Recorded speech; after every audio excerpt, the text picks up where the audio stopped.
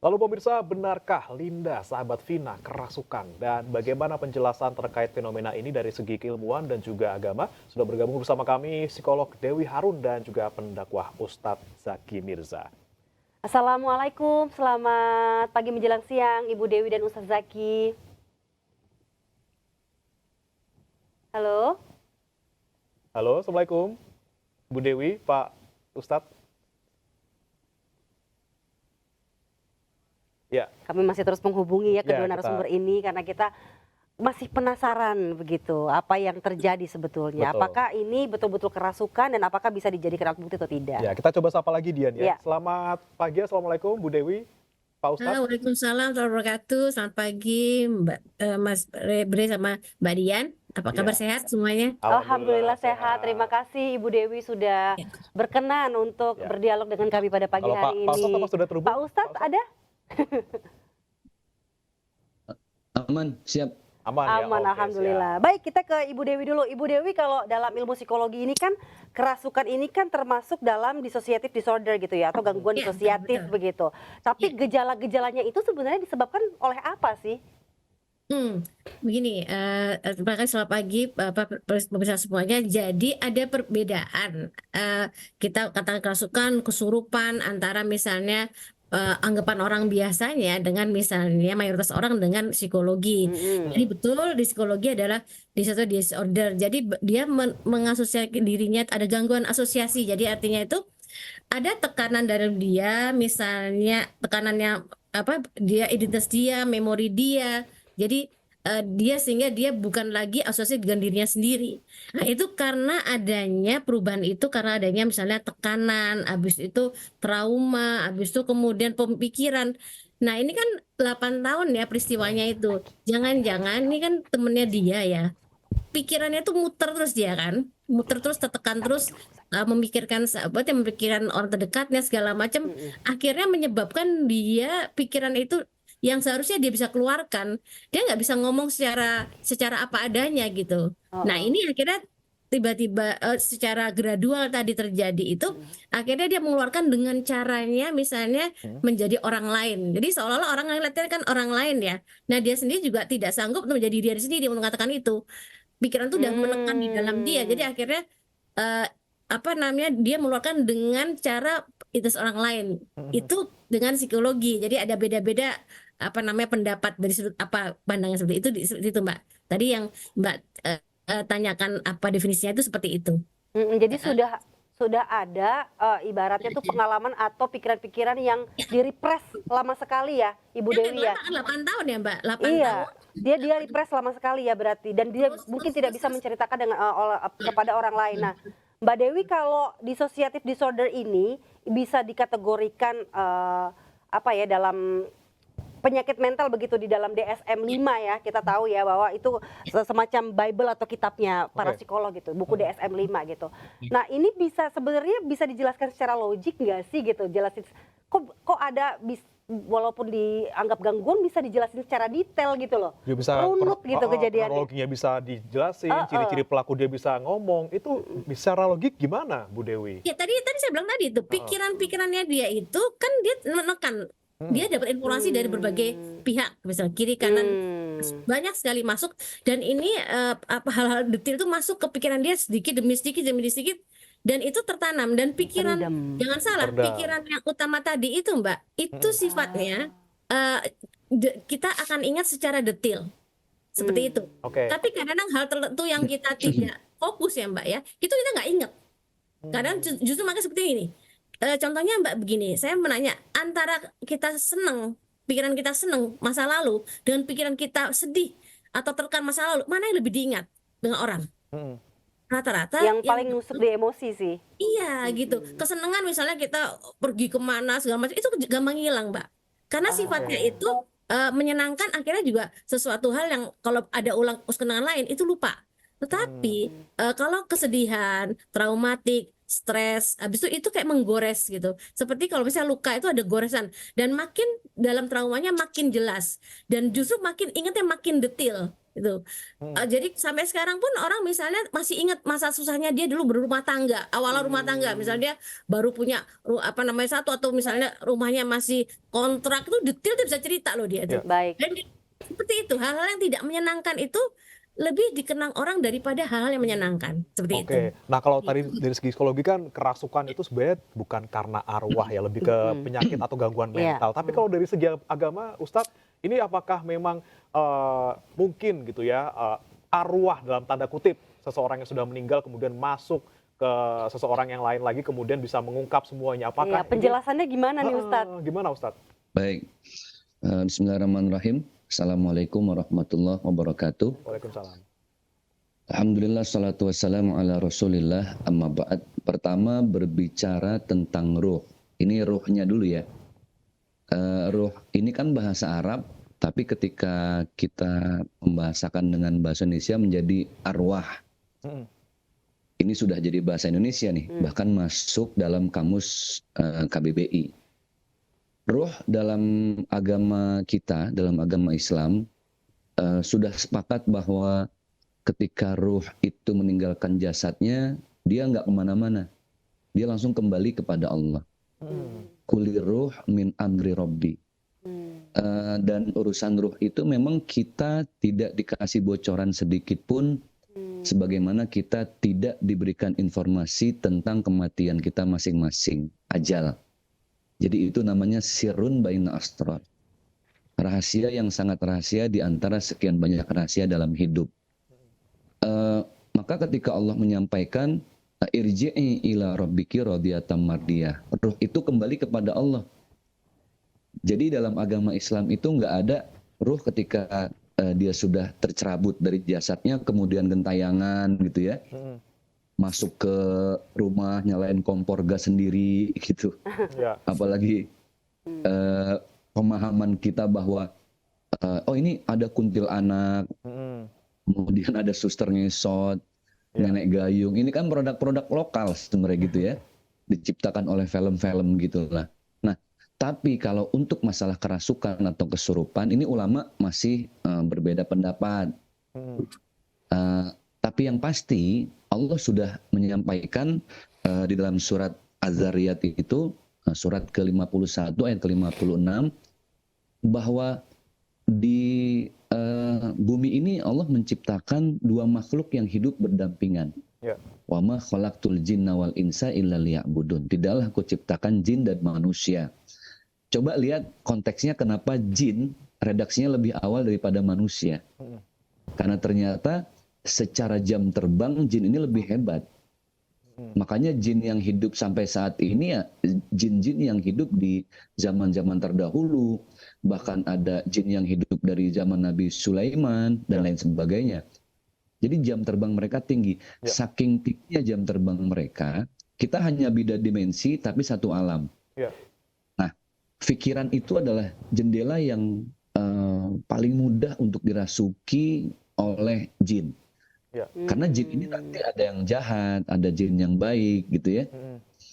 Nah, ketika dia pikir ini pikirannya kosong, terus banyak bengong. Tadi Bunda Dewi Harun mungkin sudah menyampaikan segala sesuatu itu tergantung bagaimana kita memandang hidup ini, kita berpikir tentang hidup ini. Itulah kenapa Bang dalam agama kita ada yang namanya ibadah sholat. Dengan sholat itu kan doa ya. Sholat itu bahasa Arab artinya rangkaian doa-doa. Ya. Jadi supaya dengan sholat itu tidak ada celah sedikit pun untuk jin yang jahat itu masuk ke dalam tubuh. Sehingga betul-betul membuat hati kita lebih percaya kepada yang sesuatu yang akhirnya menggiring kita jadi musyrik. Jadi lebih percaya kepada jinnya daripada kepada Allah yang menciptakan jin dan manusia. Makanya kenapa ada zikir, kenapa kita baca ayat kursi dan lain sebagainya. Berarti Ustadz, maaf saya potong. Berarti ini yang masuk dalam tanda kutip merasuki Linda ini bukan arwah Vina, tapi ya tadi jin jahat atau orang-orang bilang jin korin ya Ustadz ya. Katanya ini pendamping manusia. Betul. Seperti itu. Iya. Kenapa? Karena jin ini tadi saya sampaikan kenapa redaksi jin itu didahului dalam ayatnya wa ma khalaqtul jinna wal insa. Karena si jin ini sangat paham tempat jin itu sangat berbeda dengan tempat-tempat yang disukai manusia. Kita suka tempat yang bersih, kita suka tempat yang rapi, tapi jin justru suka tempat yang sepi, yang tidak ditempati banyak orang, di lembah, di rumah-rumah tua gitu ya, di pabrik-pabrik zaman Belanda dan lain sebagainya lah. Nah, artinya kita sebagai seorang muslim ini harus banyak berpikir positif. Kenapa berpikir positif? Supaya itu tidak menjadi sugesti, dan jin ini sangat pandai akhirnya sugesti apa yang paling besar dari seseorang. Misalnya gini, kita habis nonton film nih di bioskop gitu ya, film-film serem. Ada yang kerasukan tuh kemarin Ustadz. Aduh, Nonton Vina. bengong kali. Betul. Kita nih, terutama anak-anak lah ya, kita yang dewasa lah, kalau habis nonton film itu terus kita ke toilet sendiri, nggak ada orang, itu pikiran udah kemana-mana tuh, tersugesti. Iya nggak? Nah, Ya. jin itu paling paham. Dia bisa menampakkan dirinya dalam bentuk sugesti yang paling kuat dari diri kita. Nah, makanya kita harus banyak doa, zikir, sholat, istighfar, sedekah. Supaya apa? Supaya Allah itu kan sumber segala kebaikan ya. Doa itu sifatnya baik-baik. Jadi kalau kita banyak berdoa, dengan sholat kita banyak berzikir, maka mindset kita juga akan terbawa untuk selalu berpikir positif. Sehingga tidak jadi celah untuk jin itu masuk, sehingga mengganggu kita. Dalam surat An-Nas jelas, alladzi yuwaswisu fi sudurin nas, dia selalu masuk ke dalam relung hati, jiwa, pintu masuknya adalah pikiran kita. Makanya kenapa kata Rasul kita nggak boleh banyak buruk sangka. Dikit-dikit, oh jangan-jangan ini kuntilanak nih, oh jangan-jangan ini gundurwo nih. Enggak. Orang muslim yang baik itu lebih banyak berhusnuzon, berbaik sangka dengan doa, dengan zikir gitu. Baik. Ibu Dewi kalau yang kita tahu juga kan bahwa gangguan disosiatif ini bisa berlangsung beberapa episode atau satu kali atau bisa berlangsung dalam beberapa hari begitu ya. Nah ini kalau Ibu Dewi kita meriletkan ya dengan mungkin dengan penyidikan kepolisian dan lain sebagainya. Bisa jadi nggak sih Bu kalau apa yang Linda alami ini dia melihat sendiri gitu loh. Kita tidak berburuk sangka bahwa dia pelakunya ya Bu ya, tapi bisa nggak sih ini dijadikan suatu apa ya? Petunjuk lah. Petunjuk gitu ya. begitu bahwa dia mungkin melihat kejadiannya sendiri sehingga dia mengalami trauma yang sangat dahsyat. Ya, sebelum saya jawab pertanyaannya Mbak Dian ya, tadi saya menghubungkan dengan Ustadz Zaki Mirsa ya. Jadi bahwa yang satu hal yang paling penting tadi kita nyambung ya antara misalnya psikologi dan agama adalah pikiran kosong. Nah, itu satu pertemuan yang sangat prinsipil. Jadi pikiran kosong itu menyebabkan tadi bisa masuk macam-macam. Termasuk tadi pikiran-pikiran tadi yang menekan tadi itu akhirnya dia menjadi pikiran disosiatif terganggu ya. Artinya jadi akhirnya dia nggak jadi dirinya sendiri seperti tadi itu. Itu tadi. Nah, kalau pertanyaan tadi ada kemungkinan bisa jadi mungkin sebetulnya dia ada di situ sampai dia detail segala macam bicara itu, tetapi ketidaksanggupan dia tuh bercerita secara langsung akhirnya makanya namanya sebetulnya orang yang misalnya gangguan jiwa berat ya apa namanya misalnya dia gangguan jiwa itu rata-rata itu dia mau masuk ke dunia lain. Seperti itu.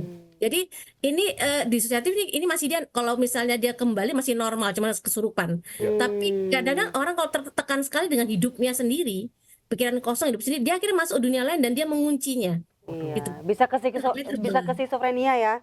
Ya, skizofrenia.